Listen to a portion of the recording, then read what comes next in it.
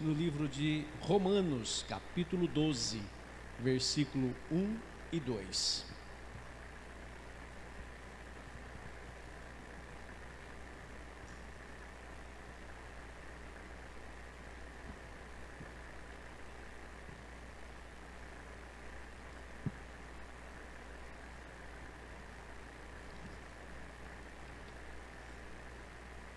Amém? Romanos, capítulo 12, versículo 1 e 2. Quem achou, diga amém. Quem não achou, diga misericórdia. Todos acharam, né? Diz assim: rogo-vos, pois, irmãos, pela compaixão de Deus, que apresentei vosso corpo em sacrifício vivo, santo e agradável a Deus, que é o vosso culto racional. E não vos conformeis com este mundo, mas transformai-vos pela renovação do vosso entendimento, para que experimenteis qual seja boa, agradável e perfeita vontade de Deus. Amém? Agora vá para o livro de Salmos, capítulo 51, versículo 10.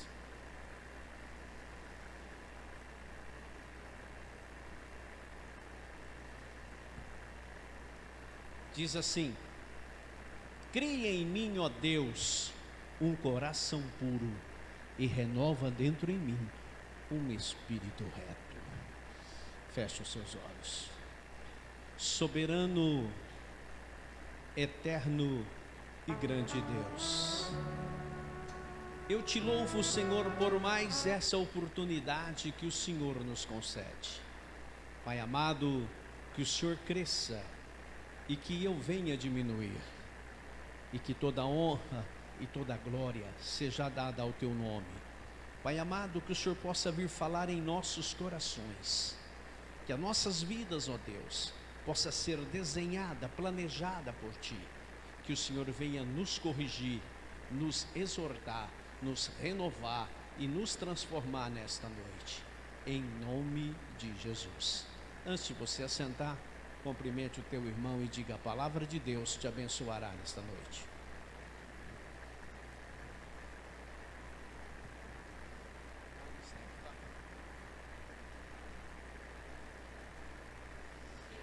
Amém?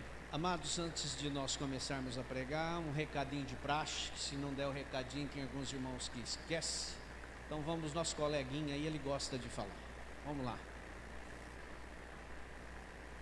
Gente do céu, por que a pessoa não fica quieta no culto, gente? Não levanta, senta, vai beber água, vai no banheiro, vai lá fora. Eu ia falar pra ela: ô irmão, tá com formiga na cadeira? Beleza? Só caso, se você for fazer caquinha, você corre. Caso contrário, espere. Deus vai falar no teu coração, porque a tua movimentação, você não vai receber a bênção que saiu, e você vai atrapalhar o outro que está do teu lado, que você está querendo passar. Então, espera um pouquinho. Mas caso não der, corra, tá? Porque uma coisa eu vou dizer para os irmãos do fundo do meu coração. Antigamente o pessoal, até hoje, o pessoal carrega a Bíblia para a igreja. Vai ter um tempo que eles vão carregar garrafão d'água. Eu nunca vi tanta água, irmão. Daqui um dia vai ser a Bíblia de um lado, garrafão d'água do outro. Onde você vai? Vou para a igreja. Vocês estão rindo? É verdade. Segura aí, amém? Amados, o tema da palavra de hoje é: não mude os seus princípios.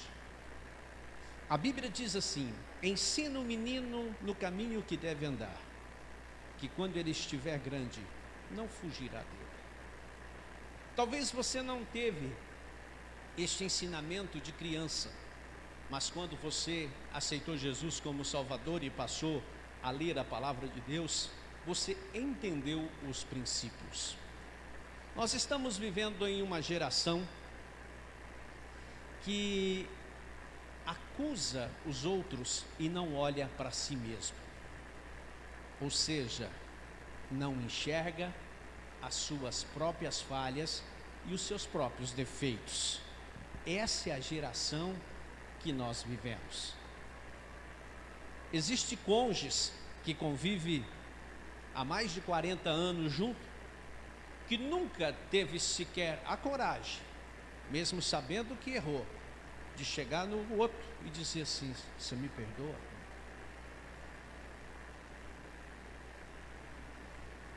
Sabe por quê? Se eu fizer isso, ele vai achar que eu estou cedendo. Não, você está crescendo. Porque o perdão, ele é tão valioso na vida do ser humano, que ele é tão importante para quem perde e mais importante ainda para quem perdoa. Nós estamos vivendo em uma época que o povo está vivendo através da misericórdia de Deus. Se tem alguém aqui nesta noite que precisa da misericórdia de Deus, esse alguém sou eu. Se tem alguém aqui nessa noite que precisa de uma transformação, esse alguém sou eu. Se tem alguém aqui nesta noite que precisa de uma bênção especial, esse alguém sou eu. Mas por que o senhor está falando isso, pastor? Porque é assim que nós devemos se apresentar diante de Deus. Todos nós precisamos de transformação, todos nós precisamos de mudança, todos nós precisamos de libertação, todos nós precisamos de cura e todos nós precisamos do principal, da salvação. No Antigo Testamento, a dispensação da lei dizia que quando a pessoa pecava, ele era apedrejado, morria. E muitos olham e falam assim: mas hoje nós estamos na dispensação da graça. Ao examinar as Escrituras e de acordo com alguns estudos aprofundados, eu garanto a você que a dispensação da graça ela é mais pesada para nós do que a lei. Sabe por quê? Porque a lei, o homem vivia com medo de pecar, porque ele tinha medo de morrer. E a dispensação da graça, ele anda naquela que ele vai pecar e Deus vai perdoar, só que ele esquece que as consequências vêm depois. Porque o plantio é certo, você semeou, você vai colher. Você plantou, vai nascer. Então, as consequências vêm depois. Se nós olharmos para a Bíblia, nós vamos encontrar dois personagens na Bíblia. E se você olhar teologicamente a vida de um e do outro, você vai dizer assim: mas parece que um errou mais do que o outro, e esse que errou mais, parece que Deus gostou mais. Eu estou falando de dois homens, Davi e Saul. Davi matou, Davi adulterou. Só que a Bíblia o chama que homem segundo o coração de Deus. Mas qual foi a diferença dos dois? É que Saul não se arrependia do que fazia e morreu no próprio ato de pecado. Ele achava, como a geração do século 21, que porque ele era rei, a última palavra era dele, o poder era dele, o julgamento era dele, era ele que decidia entre certo e errado. E a opinião dos outros, querendo Deus ou não, ele não aceitava. Agora Davi cometeu suas falhas, sim, só que quando ele foi questionado pelo profeta Natã, que diz para ele: Davi, esse homem é você. Ele rasgou-se, vestiu o saco, rapou a cabeça e ele disse: Senhor, tira tudo de mim, tira o reino, tira a riqueza, tira o palácio, tira a família, mas não tira a tua graça de mim. Foi aí que ele escreveu o Salmo 51, e ele diz lá: Senhor, cria em mim, ó Deus, um coração puro e renova dentro em mim um espírito reto.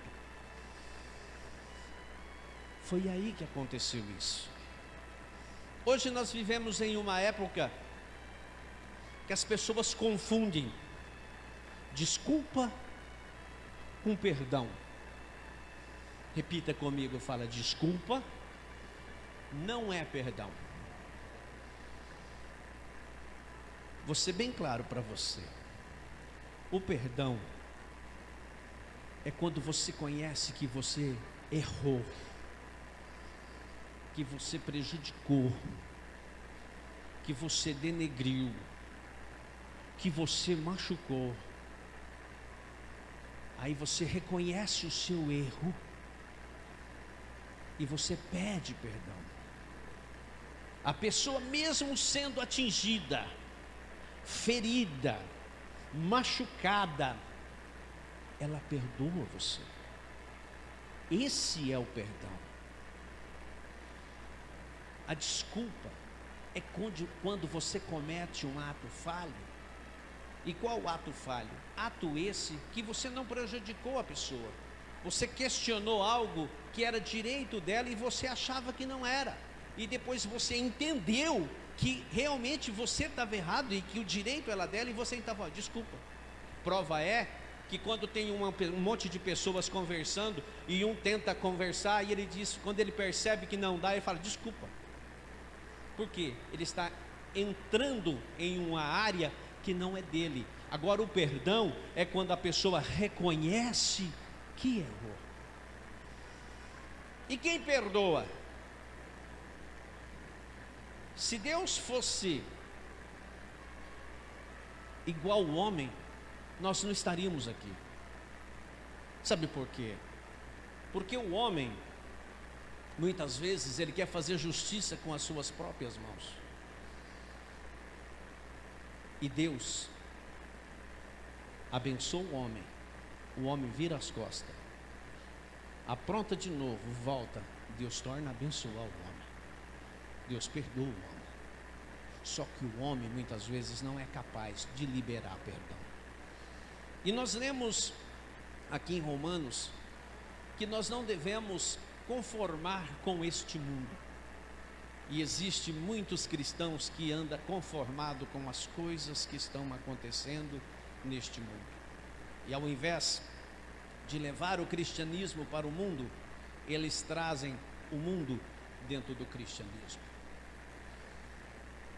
Eu quero dizer para você que Jesus não morreu para tirar você do mundo, mas Ele morreu para tirar o mundo de você. Ele morreu para tirar aquela vontade de pecar, aquela vontade de fazer coisas erradas e que não devem ser feitas, de frequentar certos lugares que você sabe que não é apropriado para cristão. Só que é o seguinte, ele vai te excluir, te deixar isolado? Não. Você tem que fazer a diferença aonde você entra e sai. Não foi o Egito que mudou José, foi José que mudou o Egito. Não foi a Babilônia que mudou Daniel, mas foi Daniel que mudou a Babilônia. É aonde você chega que as pessoas têm que olhar para você e têm que observar em você a diferença de quem você é. Você tem que ser um espelho e tem que resplandecer em você a glória do Todo-Poderoso. Mas nós vivemos em um mundo em que nós conformamos e que veio a seguinte frase: isso é normal. As coisas mudaram, mas a minha Bíblia diz que Jesus é o mesmo ontem, hoje e eternamente. Ele não mudou. O errado no passado é errado hoje, será errado amanhã. O certo do passado é certo hoje, será certo amanhã. Eu quero dizer para você que Davi, quando ele foi confrontado, eu vou tentar resumir um pouco dessa história de Davi para que você possa entender. Davi, ele cometeu o ato de adultério com Betseba, e ele, para tentar se safar, ele chamou Urias e disse para Urias: eu vou promover você. Só que na verdade ele não estava promovendo, ele estava colocando Urias na frente do campo de batalha, porque ele sabia que Urias ia morrer. Só que Urias, ele foi culpado. porque quando ele tinha folga, ao invés dele ir para casa, curtir sua esposa e sua família, ele ficava no palácio fazendo hora extra na guarda. E muitas vezes, amado, o fracasso entra na vida do homem, porque o homem é culpado. Sabe por quê? Porque ele almoça dinheiro, ele janta dinheiro, ele toma café em dinheiro, ele dorme pensando em dinheiro, ele levanta pensando em dinheiro. O dinheiro não é tudo. Você pode ganhar o mundo, mas você pode perder o reino. Muitas vezes as pessoas perdem a saúde para ganhar dinheiro e depois gastam o dinheiro para recuperar a saúde. E eles vivem o hoje como que se não existisse amanhã. E quando eles morrem, morrem como que nunca se tivesse vivido. Essa é a palavra para você. Não vos conformeis com este mundo. A palavra nesta noite, ela nos refere ao seguinte: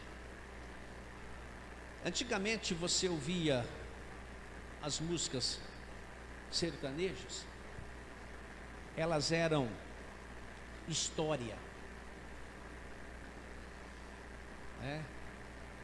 Saudade da minha terra, meu reino encantado, era história. Hoje só fala em relacionamento e pornografia. Aí eu pergunto, você que é cheio do Espírito Santo, essa música te edifica? Ela é para você? Eu posso ouvir aquela música, se ela não tem nada pecaminoso, você pode. Ela é uma história. Sabe por quê, amados? Porque tem 3 coisas no mundo. Hoje, os homens conversam, inclusive não é só homem, segundo informações, mulheres é pior que homem. Qualquer coisa que fala, já leva e deturpa aquilo que falou. Eu quero explicar para você 3 tipos de pecado que está no meio do povo e inclusive dentro das igrejas. Primeiro pecado. O que é adultério para você? O que você acha que é adultério? Adultério é a relação de 2 pessoas que não são casadas, ou seja, a relação de uma pessoa casada que está quebrando a sua fidelidade prometida no altar. Esse é adultério. O que é fornicação para você? Fornicação é uma relação de 2 pessoas não compromissadas, ou seja, solteiras, ou a relação de um casado com um solteiro. Isso é fornicação. E o que é para você prostituição? Prostituição é quando a pessoa usa o seu próprio corpo para ganhar dinheiro. Ela vende o corpo. Por isso é prostituição. E existe outro detalhe que a Bíblia nos ensina: luxúria e lascívia. O que é luxúria e o que é lascívia? Isso está cheio, inclusive muitas vezes dentro da igreja. Sabe o que é isso? Luxúria e lascívia é você provocar a sensualidade numa outra pessoa que você não pode suprir os desejos. Ou seja, é você exibir o seu corpo como se exibe um troféu, sabendo que não pode, porque o teu corpo é templo do Espírito Santo de Deus. E tem mais uma. O que é luxúria e lascívia? Você tem na tua mão um aparelhinho. Eu não estou com o meu aqui, está lá no escritório. Aí o irmão começa: oi? Oi? Ele é casado. Ele não tem que ficar mandando um oi para a moça solteira e nem para a mulher do outro, não. Outra luxúria não pode ficar sozinho, que tenta ligar a TV ou o celular em sites pornográficos, luxúria e lascívia. E isso está cheio e está corrompendo esta geração. E isso está impedindo o Espírito Santo de Deus operar. E muitas vezes, amados, as pessoas praticam tal atos e vivem como que se nada tivessem acontecendo. E aí diz assim: mas fulano prega, cicrano canta, fulano trabalha. Sabe por quê? Porque é a dispensação da graça. Você não está trabalhando e você não está pregando por merecimento seu, você está pregando pela graça de Deus. Mas a tua conta vai chegar, e eu tenho dó de você. Quando essa conta chegar, será no fogo eterno, lá no inferno, porque você conhece a palavra e pratica. Você é réu confesso. Quando alguém chega para o juiz e fala assim: eu matei, eu fiz, o juiz não tem trabalho nenhum para dar a sentença, tantos anos de cadeia e pá. Se você conhece a palavra e você pratica, e você não muda de vida, você é réu confesso. E eu quero dizer para vocês, nesta noite, o Senhor me deu esta palavra e Ele disse: eu preciso encher aquela igreja de pessoas e enchê-los do Espírito Santo, mas eu preciso também transformá-los, porque eu não quero apenas quantidade, eu quero um povo grande, forte e com qualidade.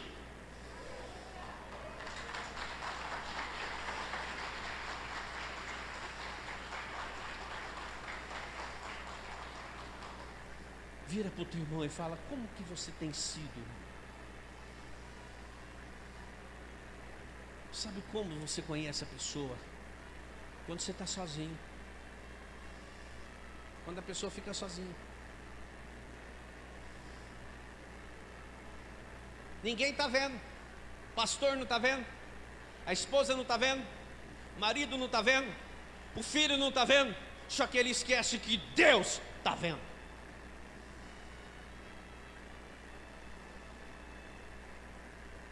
Você pode esconder de tudo, de quem você quiser, só que a minha Bíblia diz, e a tua também, que não há nada escondido que não seja revelado.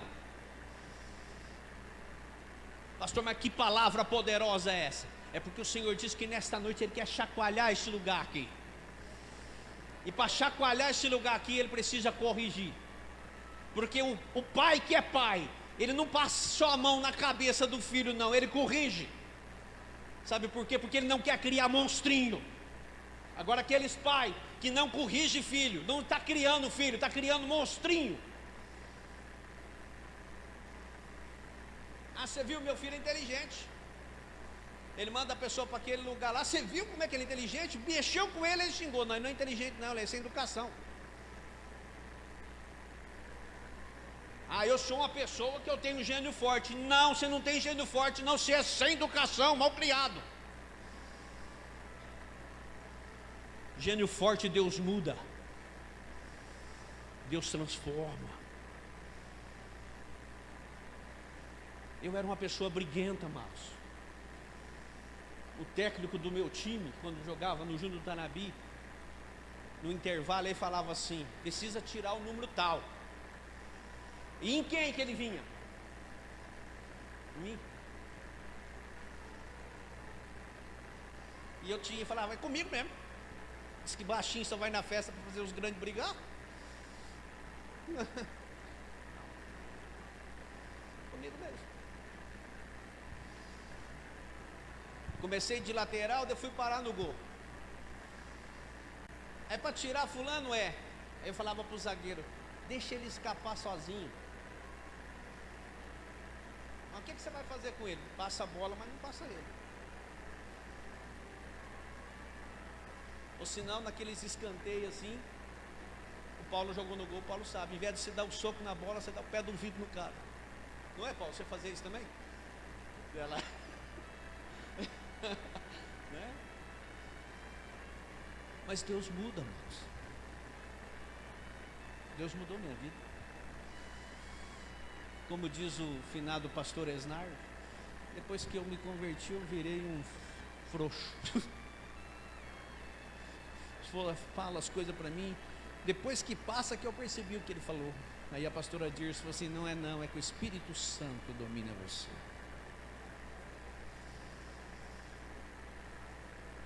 Você não está ganhando em armar barraco. Você está perdendo. Você está perdendo. Não negocie seus princípios. Uma vez um patrão chegou no RH e disse para o responsável do RH: traga para mim os prontuários dos evangélicos. Aí o RH diz assim: o senhor quer cristão ou aquele? Falou: não, aquele firme. Trouxe José da Silva Xavier.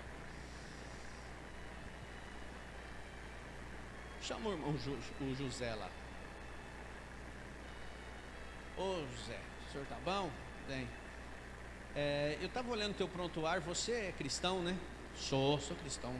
Sou cristão em Cristo Jesus. Você vai muito na igreja? Vou. Eu vou todo domingo, vou toda quarta, toda sexta. Participo da escola bíblica dominical. Ah, é?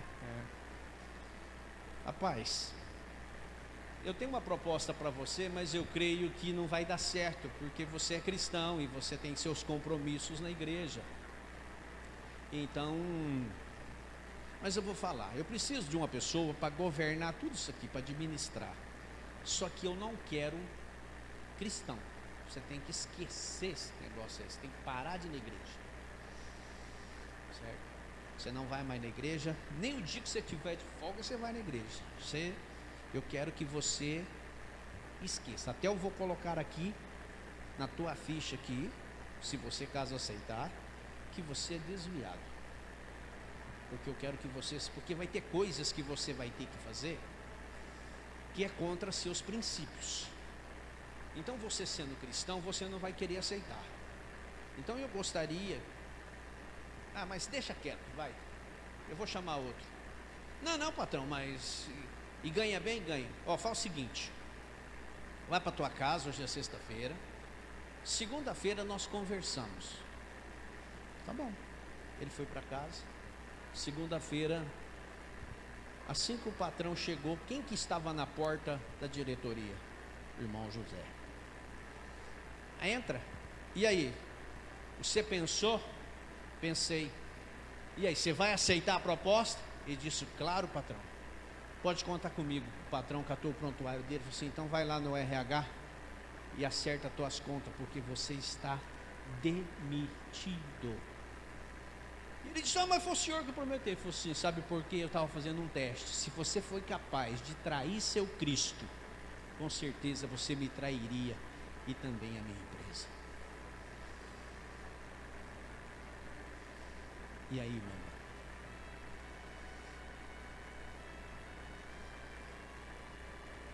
O que você faria? Não vos conformeis com este mundo, e nem o que o mundo há. Eu quero dizer para você que depois que nós morrermos, nada vai mudar. Só vai mudar aquilo que você viveu aqui. Não adianta depois que morrer, rezar terço, rezar missa, fazer culto, fazer o que quiser. Não vai mudar seu destino. O destino seu depois da morte, ele é escolhido aqui. É você que escolhe ele, entre o certo e o errado. É você que escolhe viver. Ah, mas parece que o mal vence o bem. Eu não sei se você sabe. Se você é palmeirense e você for assistir o jogo do Corinthians na arena do Corinthians, só vai ter corintiano. E se você não quiser apanhar, você tem que ir vestido de corintiano. Ou se você é corintiano e for assistir o jogo do São Paulo, se você não quiser apanhar, você tem que ir ou de São Paulino ou neutro. Jesus disse: no mundo tereis aflições. Esse mundo não nos pertence, irmão. Nós estamos de passagem aqui. Nós estamos fazendo estágio aqui. Só que, por incrível que pareça, o professor que controla esse estágio não faz negociação com o aluno. Ele não faz, não. Que pode acontecer do aluno na faculdade ser muito bonzinho, ele leva flor, ele leva bolo, ele leva presente, aí o professor então faz vistas grossas, nem estou te vendo, está entendendo? Depende do professor, né? Nem estou te vendo, mas esse aqui também ele dá liberdade para você, só que lá no final ele fala: apartai-vos de mim, maldito, para o fogo eterno, preparado para o diabo e seus anjos. E aquele que passar no estágio, ele disse: vinde benditos de meu Pai. E eu quero terminar para você. Você sabe qual é a diferença de cristão e crente? Quero perguntar aqui: quem é crente aqui? Levanta a mão. Quem é cristão aqui? Levanta a mão. Ainda bem que vocês sabem, então aplaudo o Senhor.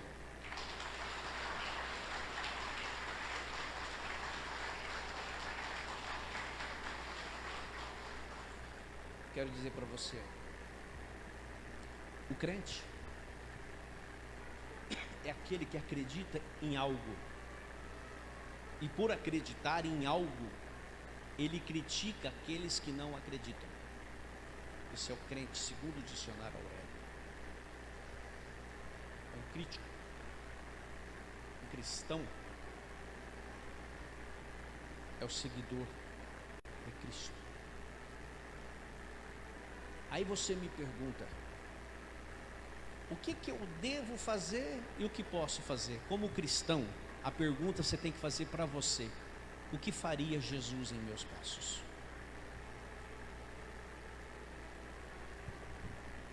Nós tivemos a festa do peão em Tanabi. Eu posso ir na festa do peão se Jesus estivesse aqui, ele iria ou não?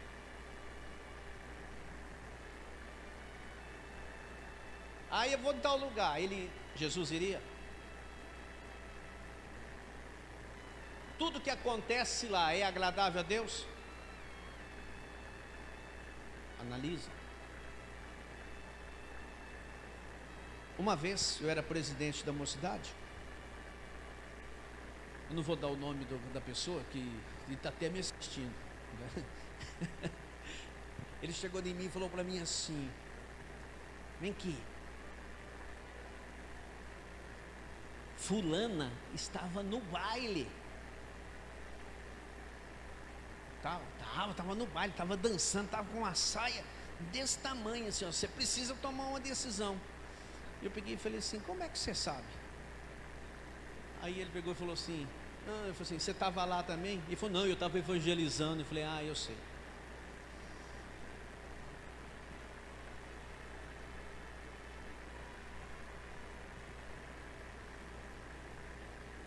Como que você deve saber se você deve participar das coisas ou não? Qual a finalidade daquilo? Se estiver sendo oferecido a outro Deus, não é do teu Deus. Pedro foi discípulo, ele não é Deus. Maria foi a mãe de Jesus, também não é Deus. Então ele não aceita que ninguém tome o lugar dele. Foram homens e mulheres de Deus, usadas por Deus. Reconhecemos todos os atributos deles. Só que toda a honra e toda a glória tem que ser dada a Deus. Foi ele que disse: não há outro mediador entre Deus e os homens, a não ser Jesus Cristo. Aí eu vou pedir para Nair aqui, porque a Nair pede lá. Não vai pedir para Nair, porque a Nair não pode fazer nada. É lá, o caminho é aqui, ó. Por que você está falando isso, pastor? Porque Jesus estava reunido com seus discípulos. E aí ele começou a dizer: não turbe o vosso coração, credes em Deus, credes também em mim. Na casa de meu pai há muitas moradas. Se não fosse assim, eu não vos teria dito: vou preparar-vos lugar. Porque se eu for preparar-vos lugar, virei outra vez, para que onde eu estiver, estejai vós também. Aí Tomé disse: Senhor, olha que pergunta maluca. Só que se não tem vou falar um termo assim, se não tem um maluco para fazer uma pergunta maluca, não tem uma grande revelação. Tomé chegou e falou: mestre, se eu não sei para onde o senhor vai, como que eu posso saber o caminho? O senhor está falando que o senhor vai, que o senhor volta, que o senhor vai, que o senhor volta. Se eu não sei para onde o senhor vai. Aí Jesus virou para ele e disse: Tomé, eu sou o caminho, a verdade e a vida, e ninguém vem ao Pai senão por mim.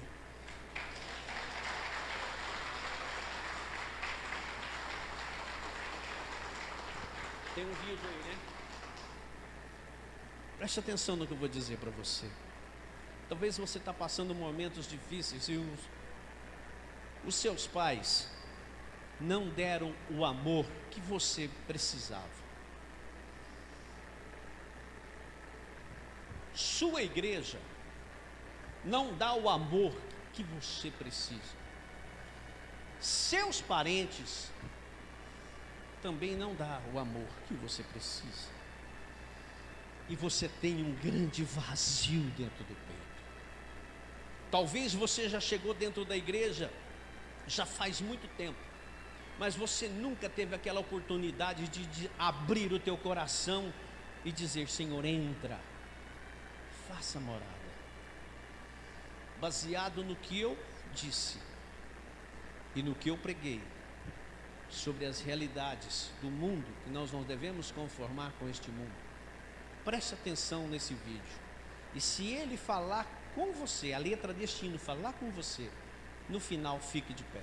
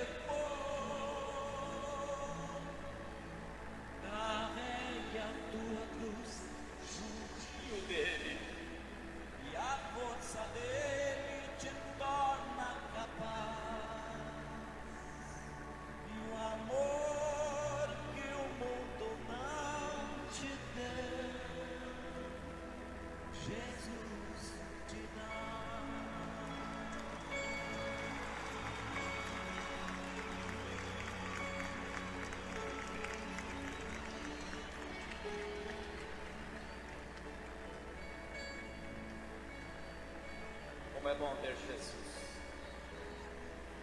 Realmente Ele faz a diferença. Ele é incomparável, independente das circunstâncias. Ele continua sendo Deus, continua sendo médico, continua sendo Rei, continua sendo Senhor. Quando a vida se torna difícil, quando você não se sente alguém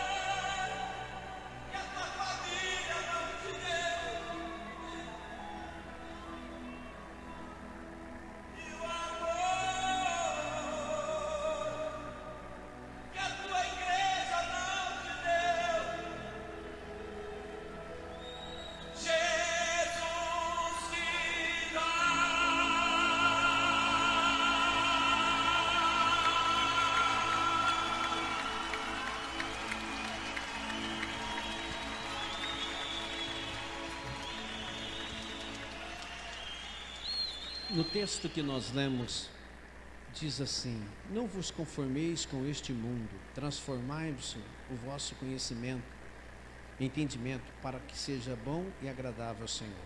E aqui disse na segunda parte do versículo que nós devemos ser santo, agradável a Deus em nosso culto racional.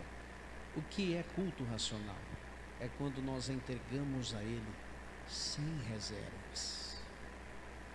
Nós entregamos a nossa vida sem reservas.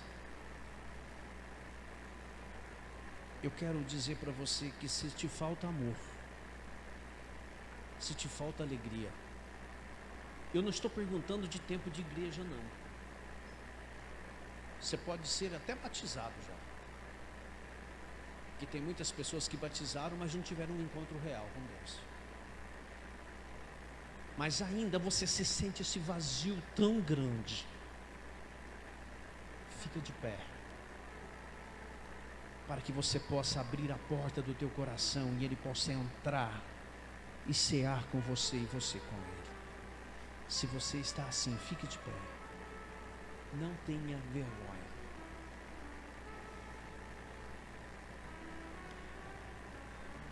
Entrega a tua vida ao Senhor.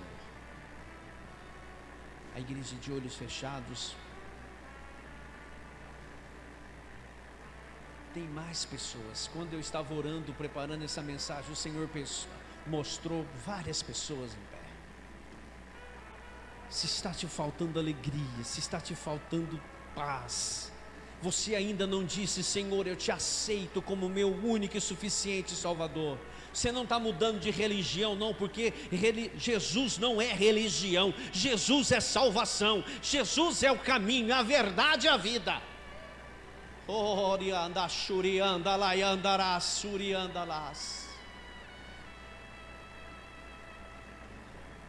Você que pode, vem aqui à frente, eu quero orar em posição de mãos por você.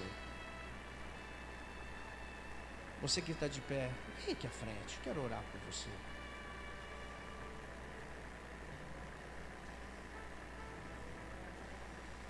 Tem mais pessoas no banco ainda que não pediram perdão e não disseram: Senhor, eu te aceito como Salvador.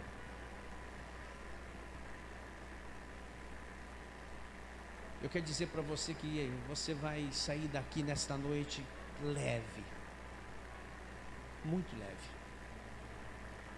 Porque a partir desse momento, o fardo que você está carregando, você vai deixar aqui no altar. E o fardo de Jesus é leve. O jugo é suave. Oh Salvador, ale canta lá.